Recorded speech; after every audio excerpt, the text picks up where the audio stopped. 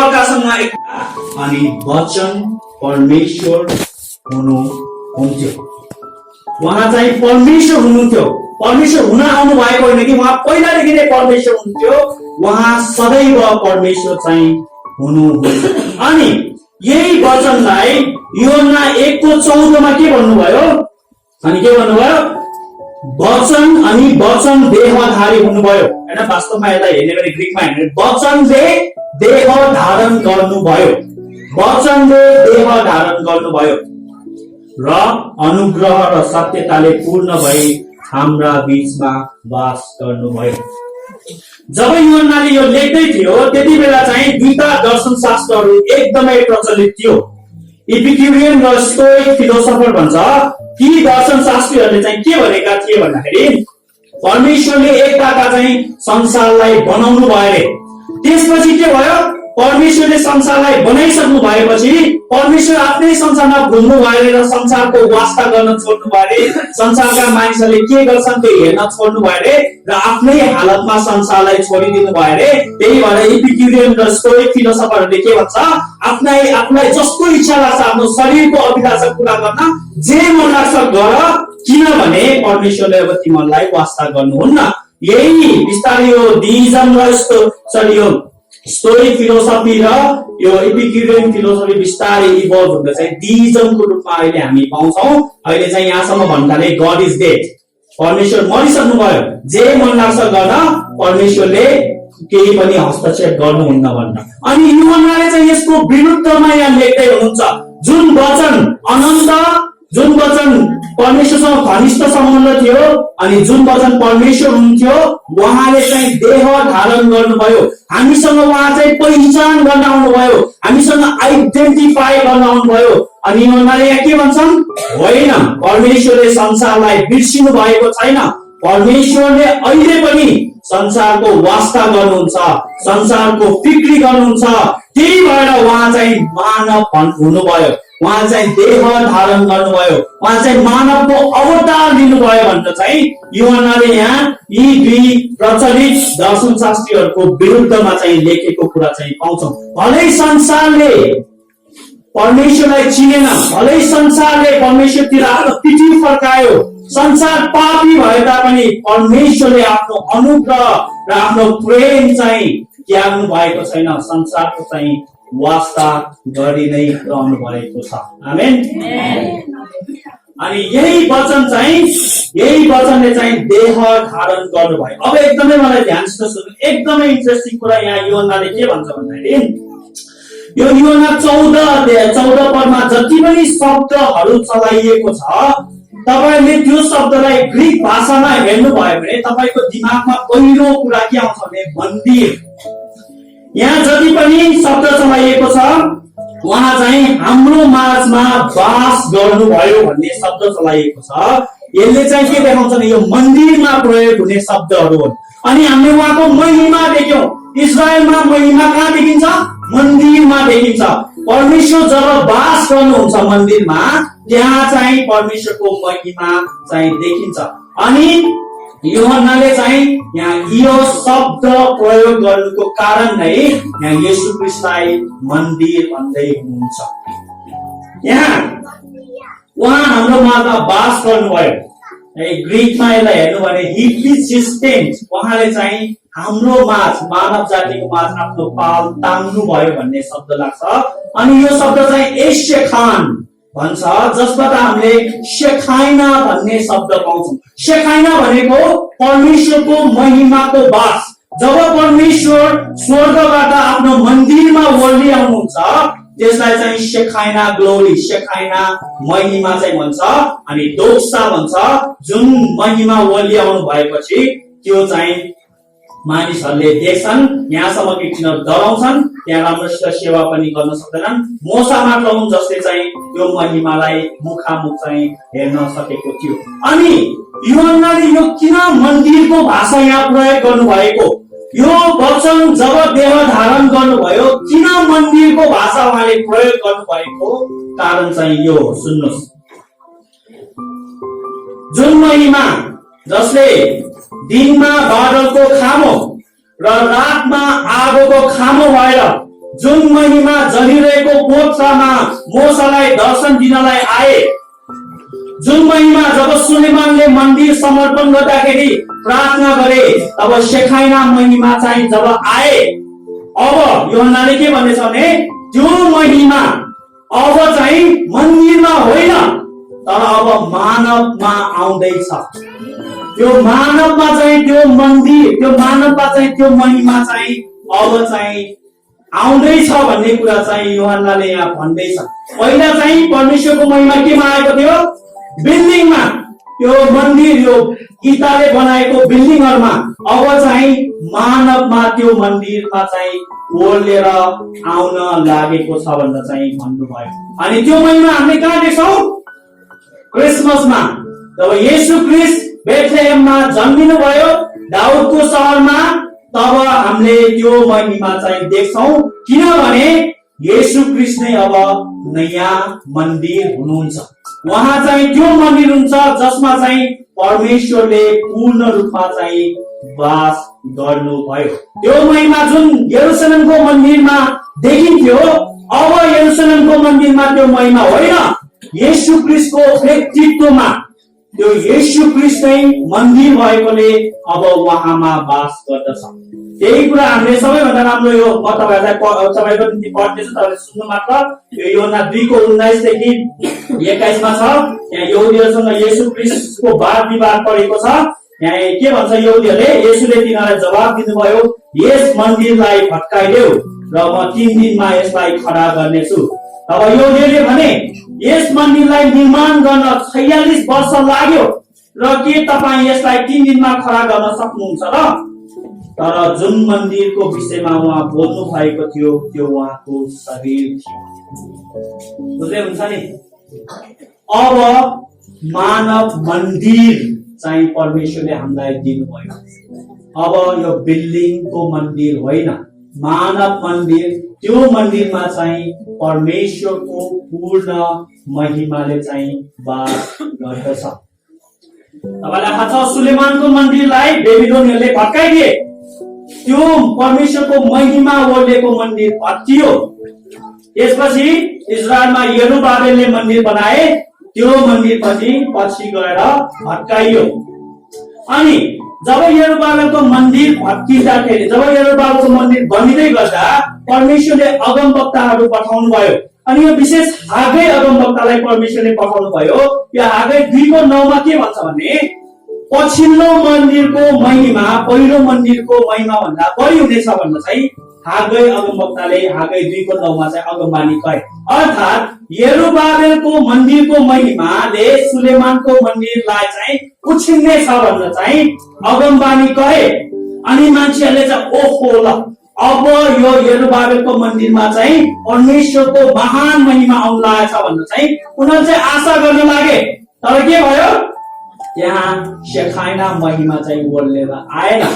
त्यसपछि बिस्तारै मान्छेले सोच्न थाले यो पक्कै पनि पछिको भविष्यवाणी हो भनेर।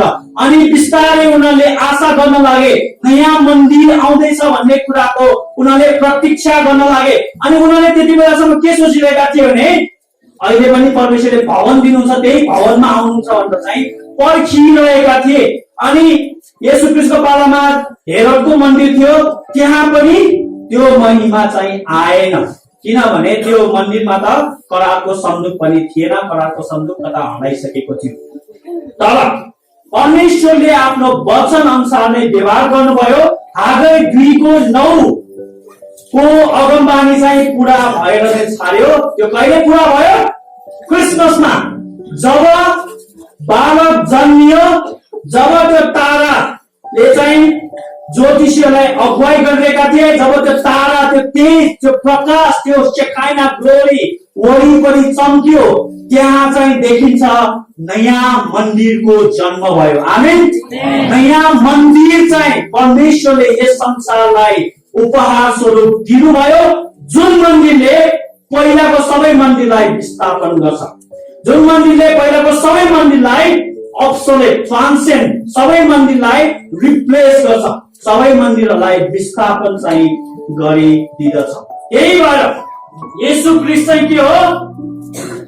बादलको खामो, आगोको खामो जलिरहेको पोथ्राको दर्शन र सुलेमानले प्रार्थना गर्दाखेरि झरेको महिमाको मूर्त रूप हुनुहुन्छ। उहाँ प्रतिमूर्ति हुनुहुन्छ। He is the embodiment। उहाँ चाहिँ मूर्त रूप, प्रतिमूर्ति। उहाँ चाहिँ परमेश्वर हाम्रो माझमा उहाँ चाहिँ अनुभूति हुनुहुन्छ।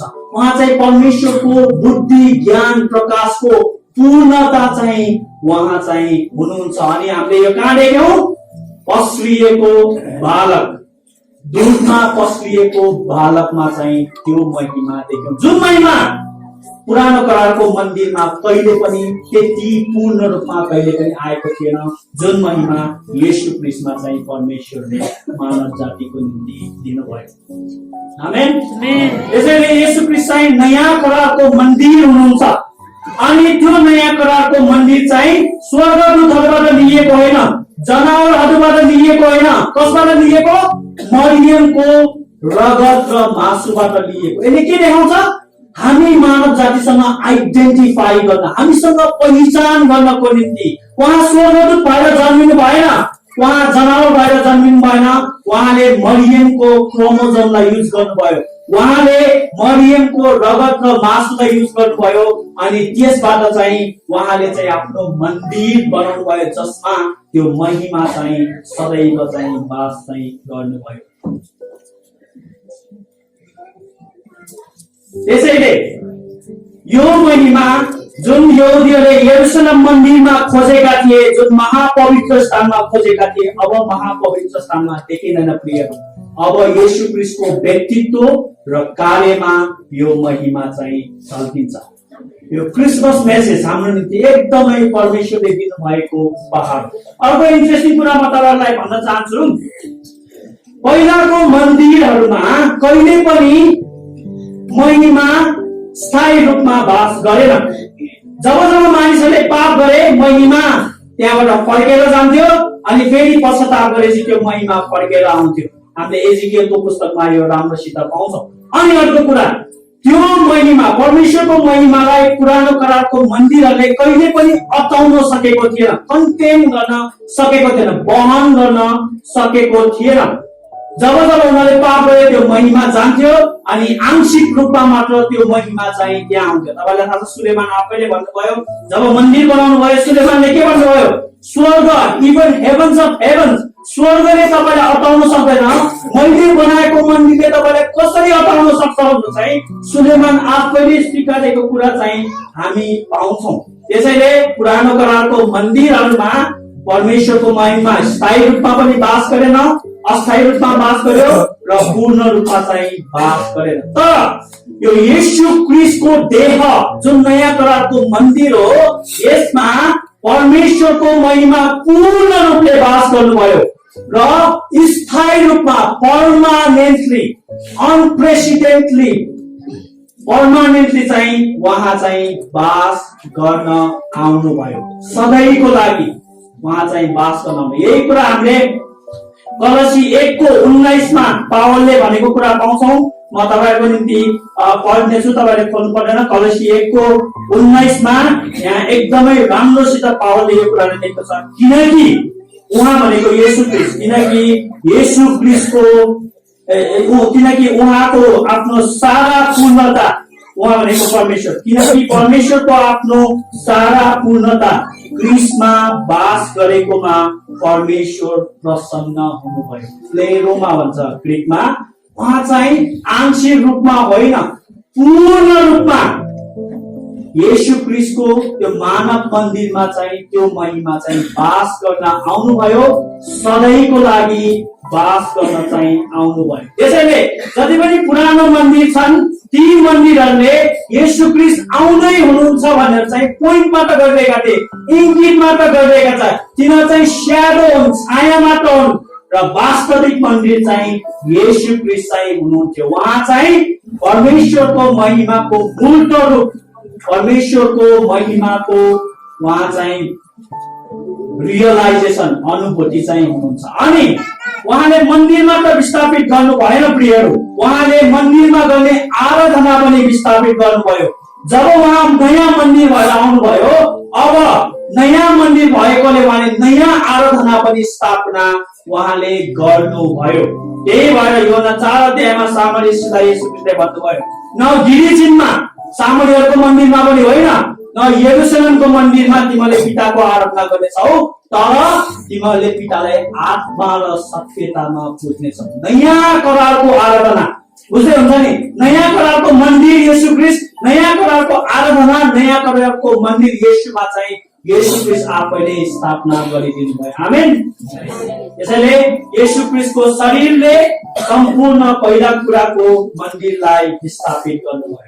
अनि जब हामीले भन्छौँ नि येशू ख्रीष्ट चाहिँ इम्मानुएल हुनुहुन्छ, इम्मानुएल परमेश्वर हामीहरूसँग, अहिले हामीले बुझ्दा पो इम्मानुएल भन्दाखेरि अर्कै बुझ्छौँ, तर जब त्यो पहिलो शताब्दीको यहुदीहरूले इम्मानुएल भन्दाखेरि के बुझ्छ? परमेश्वर हामीहरूसँग भनेको कहाँ हुन्छ? परमेश्वर मन्दिरमा। अरू कहाँ हुन्छ परमेश्वर? अरू ठाउँमा नि अब हुन्छ, तर विशेष रूपमा चाहिँ उहाँ मन्दिरमा बास गर्नुहुन्छ उनीहरूले विश्वास गरे। तर के भयो? जब सुसमाचार लेखकहरूले उहाँ चाहिँ इम्मानुएल हुनुहुन्छ भनेर लेखे, त्यसको मतलब के भयो भन्दाखेरि उहाँले चाहिँ त्यो परमेश्वरको महिमालाई चाहिँ त्यो शेखाइना ग्लोरीलाई चाहिँ पूर्ण रूपमा हाम्रो माझमा अनुभूति गराउन ल्याउनु भयो। आमेन। इम्मानुएलको अर्थ वास्तवमा यो कि परमेश्वर हामीहरूसँग बास गर्न आउनु भयो। येशू ख्रीष्टको मन्दिरमा हामीले परमेश्वरको अनुभव गर्छौं। जसरी यहुदीहरूले मन्दिरमा गर्थे त्योभन्दा हजारौं गुणा बढी पूर्ण रूपमा हामी येशू ख्रीष्टको व्यक्तित्व र कार्यमा परमेश्वरलाई चाहिँ हामी अनुभव चाहिँ गर्छौं। परमेश्वर पिताले यो मन्दिर सारा जातिको निम्ति दिनुभएको, सारा मानिसहरूको निम्ति दिनुभएको, अनि यो चाहिँ सित्तैको वरदान हो। हामीले यसको निम्ति धर्म कर्म गरेनौं, हामीले यसको निम्ति पैसा तिरेनौं, हामीले केही पनि गर्नु भएन। परमेश्वरको महा अनुग्रहमा आफ्नो सार्वभौमिक अधिकारमा उहाँले सित्तैमा यो अनुग्रह चाहिँ हामीलाई दिनुभयो। त्यही भएर पावलले 2 कोरिन्थी 9:5 येशू ख्रीष्टलाई परमेश्वरको व्यक्त गर्न नसकिने उपहारको रूपमा चाहिँ व्यक्त गरेका छन्। अब येशू ख्रीष्ट मन्दिर भएर हामीलाई के फाइदा हुन्छ? येशू ख्रीष्ट मन्दिर भएको कारणले त्यसका प्र्याक्टिकल व्यवहारिक कुराहरू के हुन् त्यो विषयमा म दुईटा कुरा भन्न गइरहेको छु। पहिलो कुरा चाहिँ येशू ख्रीष्टमा तपाईले परमेश्वरको आराधना गर्न सक्नुहुन्छ। येशू ख्रीष्टमा तपाईले परमेश्वरको आराधना गर्न सक्नुहुन्छ। This new temple is a straight access to God. तपाईलाई थाहा छ अदमको बगैँचा परमेश्वरको मन्दिर थियो, अनि आदम र हव्वालाई त्यहाँबाट चाहिँ लगाडिएको थियो, अनि त्यहाँ चाहिँ त्यो अदमको बगैँचा चाहिँ बन्द गरिएको थियो। आदम र हव्वा त्यहाँ जान सक्दैन थियो। अनि त्यही प्याटर्नमा चाहिँ मन्दिर बनेको कुरा चाहिँ पाउँछौँ। अनि यरुशलेमको मन्दिरमा हामी वर्षमा एकचोटि प्रधान पुजारी मात्र छिर्न पाउँथ्यो, अरू छिर्न पाउँदैन थियो। त्यो चाहिँ लिमिटेड एक्सेस चाहिँ थियो। तर अब त्यो लिमिटेड एक्सेस छैन। येशू ख्रीष्ट नयाँ मन्दिर भएको कारणले अब हामी जहिले पनि परमेश्वरलाई भेट गर्न जान सक्छौं। हामी जहिले पनि परमेश्वरका जान सक्छौं। वर्षमा एकचोटि त्यो प्रधान पुजारी महापवित्र स्थानमा गएको जस्तो होइन। जब तपाईले प्रार्थना गर्नुहुन्छ येशू ख्रीष्ट नयाँ मन्दिरको रूपमा तपाईलाई परमेश्वरको निम्ति ढोका खोल्नलाई उहाँ सदैव तयार हुनुहुन्छ। यही सन्दर्भमा भन्नुभएको तपाईले कसरी बुझिराख्नु भएको छ योहन्ना 14 लाई? यही सन्दर्भमा भन्नुभएको येशू ख्रीष्टले बाटो सत्य र जीवन म नै हुँ, म बाहेक कोही पनि पिताका जान सक्दैन। येशू ख्रीष्टको मन्दिर बाहेक कोही पनि पिताका जान सक्दैन। अब यरुशलेमको मन्दिरबाट पितालाई आराधना गर्न सक्दैन। अहिले पनि यहुदीहरूले इजरायलमा मन्दिर बनाउन कोसिस गरिरहेका छन्। अब उनीहरूले त्यो मन्दिरद्वारा पितालाई आराधना गर्न सक्दैनन्। हिन्दूहरूले हाम्रा हिन्दू दाजुभाइहरूले मन्दिरमा पिताको आराधना गर्न सक्दैनन्। बाटो सत्य र जीवन म नै हुँ, म बाहेक मेरो मन्दिर यो देहको मन्दिर बाहेक कसैले पनि पिताका पुग्न सक्दैन, पितालाई आराधना गर्न सक्दैन भनेर चाहिँ येशू ख्रीष्टले त्यो सन्दर्भमा चाहिँ भन्नुभयो। यसैले विद्वानहरूका अनुसार येशू ख्रीष्टले त्यो धेरै समयसम्म बन्द रहेको अदमको बगैँचालाई फेरि खोल्नु भयो। उहाँले फेरि खोलिदिनु भयो। परमेश्वरको त्यो महिमामा हामीलाई उहाँले फेरि पनि लानुभयो। त्यसैले जिजसलाई चाहिँ कस्मिक टेम्पल पनि भन्छ। जब जब तपाईले प्रार्थना गर्नुहुन्छ उहाँ चाहिँ परमेश्वरका तपाईलाई एक्सेस दिनको निम्ति, ढोका खोलिदिनको निम्ति चाहिँ सदैव चाहिँ उहाँ तयार हुनुहुन्छ। हामी चाहिँ त्यो छायामा सेवा गर्ने प्रधान पुजारी जस्तो होइन वर्षको एकचोटि जाने। हामी जहिले पनि अब पिताका चाहिँ जान सक्छौँ। त्यो एक्सेस चाहिँ येशू क्रिस्टमा र येशू क्रिस्टको मन्दिरद्वारा चाहिँ हामी सजिलै जान सक्छौँ। अनि यो मन्दिर चाहिँ संसारको निम्ति दिएको कुनै जाति धर्म विशेषता होइन, सबैजनालाई। अनि एउटा एकदमै रहस्यको कुरा चाहिँ के हो भने येशू क्रिस्टले गिरिजिमको मन्दिर र यरुशलेमको मन्दिरलाई मात्र विस्थापित गर्नु भएको होइन, संसारको सबै मन्दिरहरूलाई उहाँले विस्थापित गर्नुभयो। अब एउटै मात्र मन्दिर छ, कस्मिक टेम्पल, उहाँ येशू क्रिस्ट हुनुहुन्छ। उहाँद्वारा मात्र साँचो परमेश्वरका पुग्न सक्छौँ। उहाँद्वारा मात्र परमेश्वरलाई आत्मा र सत्यतामा पुज्न सक्छौँ। आमेन। अर्को एउटा कुरा हेरौँ, हामी अब परमेश्वरका जाँदाखेरि हामी बिना डर र हामी निश्चयतामा जान सक्छौँ। तपाईलाई थाहा छ एक्सोडस प्रस्थान 20:19 मा के भयो? जब परमेश्वरको महिमा चाहिँ सिनै पर्वतमा हेरो पर्वतमा आए तब चाहिँ मानिसहरू एकदमै डराए। त्यो अन्धकारमा, त्यो आगोको ज्वालामा, त्यो धुवामा, त्यो गराइङगुरुङ आवाजमा, त्यो गर्जन मेघ गर्जनमा चाहिँ आउँदाखेरि चाहिँ मानिसहरू डराए। अनि परमेश्वरले के भन्नुभयो? म यिनीहरूसँग बात गर्नेछु भनेर चाहिँ भने। जब परमेश्वर बात गर्नुभयो मेघ गर्जन चाहिँ भएकोले हुन चाहिँ यति मृत्युको डर भयो कि अनि परमेश्वर त्यहाँ बाउन्डरी पनि लाउनु भएको थियो। यदि त्यहाँ कसैले छोयो भने, मानिस या पशुले छोयो भने त्यो मारिनु पर्छ। परमेश्वरको पवित्रताको रक्षाको निम्ति त्यो मारिनु पर्छ भनेर चाहिँ भने। अनि मानिसहरूले के भने, हामी परमेश्वरसँग बोल्न चाहँदैनौँ, मोसा तपाईले बोलिदिनुहोस्, किनभने हामीलाई डर लाग्यो। हामी परमेश्वरसँग एक शब्द मात्र उहाँले बोलिदिनु भयो भने हामी मर्नेछौँ भनेर चाहिँ मोसाले भने। मोसालाई चाहिँ ती मानिसहरूले भने। अनि परमेश्वरले उनीहरूको कुरा ठिकै हो भने, किनभने म बोल्यो भने उनीहरू मर्छ। किनभने त्यो होरेब पर्वत के थियो? मन्दिर थियो। उहाँ चाहिँ त्यहाँ आउनु भएको थियो। एकदमै मानिसहरू डराएर एकदमै कम्पनमा चाहिँ यहाँसम्म लेखेको छ हिब्रूको पुस्तकमा मोसा पनि एकदमै काम्न थालेको थियो। तर परमेश्वरको अनुग्रहमा उहाँले चाहिँ हाम्रो निम्ति बालक दिनुभयो, शान्तिको राजकुमार, मन्दिरको रूपमा। अब हामी परमेश्वरको उपस्थितिमा जाँदा डराउनु पर्दैन होरेबमा जस्तो। हामी चाहिँ अब सजिलैसँग एकदम निश्चयतामा येशू क्रिस्टको नयाँ मन्दिरद्वारा हामी परमेश्वरमा आराधना गर्न जान सक्छौँ। एकदमै कन्फिडेन्ट भएर जान सक्छौँ। हामी त्यो होरेबमा जस्तो डराउनु पर्दैन। त्यही कुरा हिब्रूमा चाहिँ लेखिन्छ, तिमीहरू चाहिँ यरुशलेममा आएका छौ। त्यो बेलाको दृष्टि एकदमै भयानक थियो। तिमीहरू चाहिँ स्वर्गदूतहरूको सहरमा आएको थियो, किनभने परमेश्वरले आफ्नो अनुग्रहमा हामीलाई चाहिँ उहाँले त्यो मन्दिर दिनुभयो। त्यो मन्दिरमा चाहिँ अब डराउनु पर्दैन भनेर चाहिँ भन्नुभयो। त्यसैले अन्तमा यो मन्दिर चाहिँ अनप्रेसिडेन्टेडली ग्लोरियस, पहिलादेखि नै महिमा भन्दा धेरै 100% परमेश्वरको महिमा चाहिँ दूरमा पस्रिनु भएको बालक यसमा चाहिँ प्रकट भयो, जसले चाहिँ सम्पूर्ण मन्दिरहरूलाई चाहिँ रिप्लेस गरिदिनु भयो, आउटडेट गरिदिनु भयो, सुपरसिड गरिदिनु भयो। सबै कुरालाई उहाँले विस्थापित गर्दा हेर सबै नयाँ भएका छन् भनेर उहाँले सुरु गरिदिनु भयो। यहाँसम्म कि मन्दिर पनि नयाँ भयो, तर अब बिल्डिङ होइन, मानव मन्दिरको रूपमा चाहिँ उहाँ चाहिँ आउनुभयो। तर विडम्बना के छ भने यो मन्दिर जब जन्मिनु भयो तब उहाँ साधारण भएर जन्मिनु भयो। उहाँ कहिले पनि राजा महाराजाको दरबारमा जन्मिनु भयो, साधारण दूरमा, उहाँलाई ठाउँ थिएन त्यस्तोमा जन्मिनु भयो। अनि एउटा महान फिलोसफरले के भन्नुभएको छ भने truth is always revealed in simplicity. सत्यता जहिले पनि साधारण कुरामा प्रकट हुन्छ। सत्यता जहिले पनि साधारण कुरामा प्रकट हुन्छ। है तपाईले हिन्दू देवी देवतालाई हेर्नु, जहिले पनि लग्जरियस, एकदमै राजा महाराजाको दरबारमा जान्छ हैन, बुद्ध तपाईलाई थाहा छ।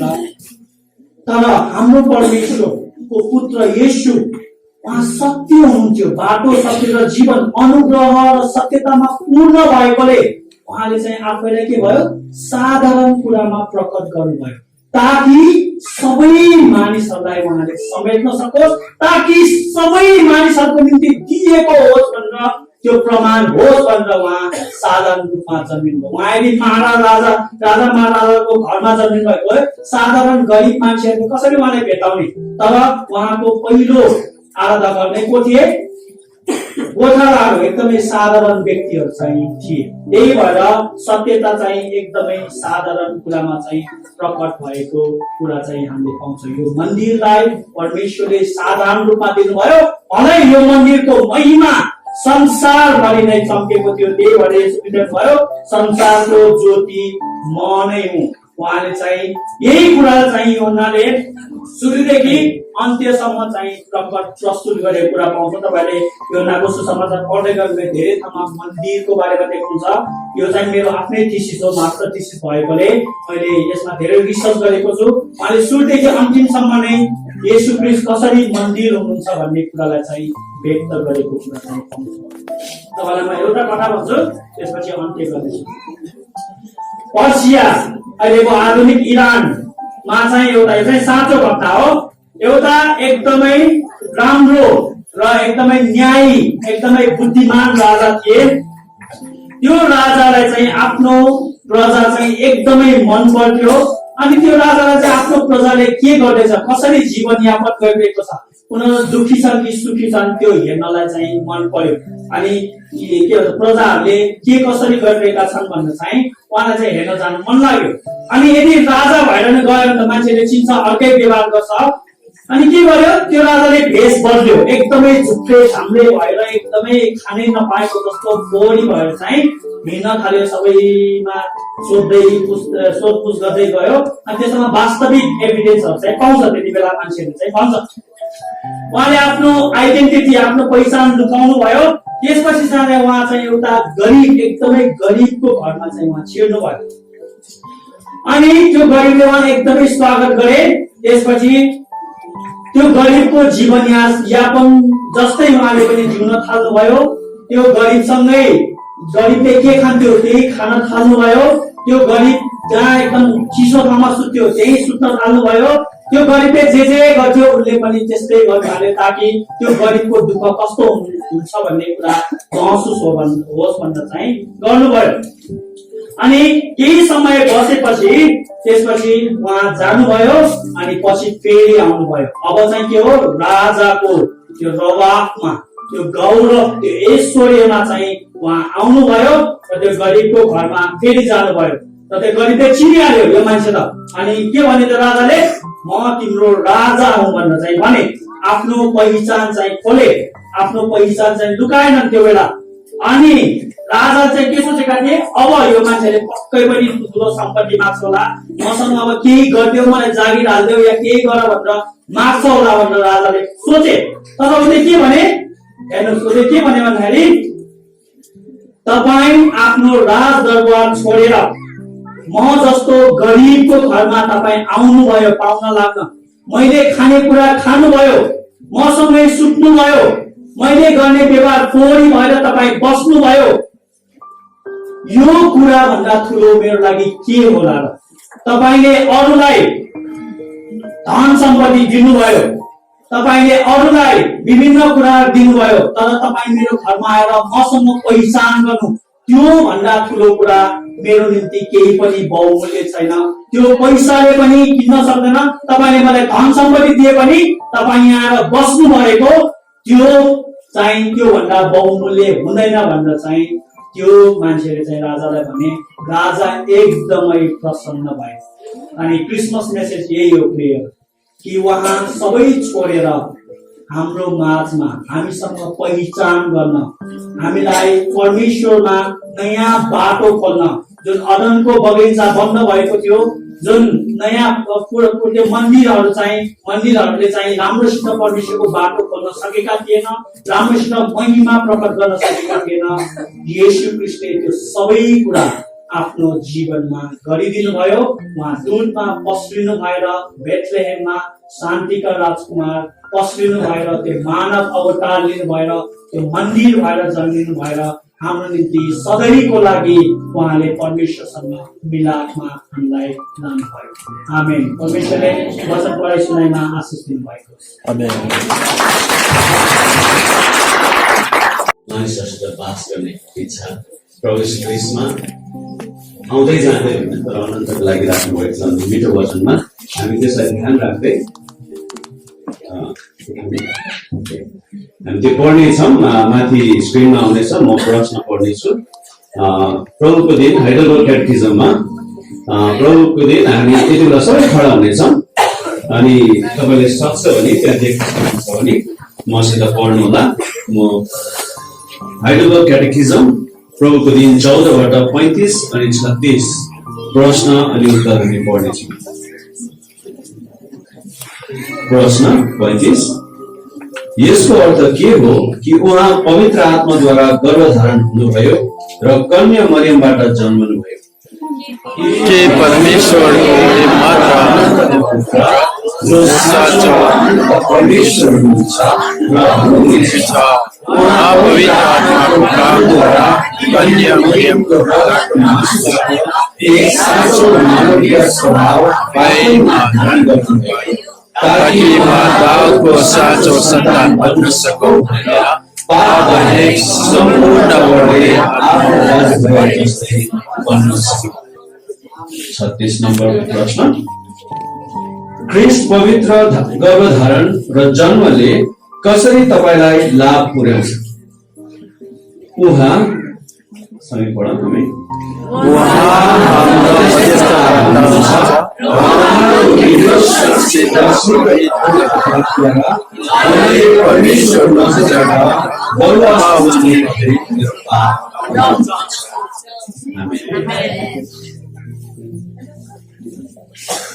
जसरी हामीले वचनबाट सुन्यौं ती कुराहरू विभिन्न किसिमले आजको मानिसको लागि तपाईँले दिनुभएको वरदानबाट तपाईँले दिनुभएको क्षमता